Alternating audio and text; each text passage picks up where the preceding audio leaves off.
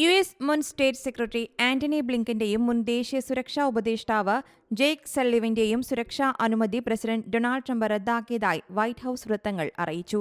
Trump അധികാരത്തിലേറിയതിന് പിന്നാലെയാണ് മുൻ president Joe ബൈഡന്റെ സുരക്ഷാനുമതി പിൻവലിക്കുകയും ദൈനംദിന ഇന്റലിജൻസ് വിവരങ്ങൾ ലഭിക്കുന്നത് റദ്ദാക്കുകയും ചെയ്തത്. ഇതിന് പിന്നാലെയാണ് ഇപ്പോഴത്തെ പുതിയ നീക്കവും.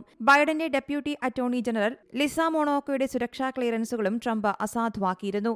ട്രംപിനെതിരായ കേസുകൾക്ക് നേതൃത്വം നൽകിയ New York attorney general Letitia James, Manhattan district attorney Alvin Bragg എന്നിവയുടെ സുരക്ഷാനുമതിയും നീക്കം ചെയ്തവയിൽ ഉൾപ്പെടുന്നുണ്ട്. 2021 അധികാരത്തിലേറിയതിന് പിന്നാലെ ബൈഡൻ ട്രംപിന് ലഭിച്ചിരുന്ന ഇന്റലിജൻസ് ബ്രീഫിംഗ് റദ്ദാക്കിയിരുന്നു. ഏറ്റവും പുതിയ പ്രതികാര നടപടിയായാണ് ട്രംപിന്റെ ഈ നീക്കത്തെ അന്തർദേശീയ മാധ്യമങ്ങൾ വിലയിരുത്തുന്നത്. News desk Zee Malayalam news. ഏറ്റവും പുതിയ വാർത്തകളും വിശേഷങ്ങളും വിരൽത്തുമ്പിലറിയാൻ സീ മലയാളം ന്യൂസ് എല്ലാ ഡിജിറ്റൽ പ്ലാറ്റ്ഫോമുകളിലും ലഭ്യം.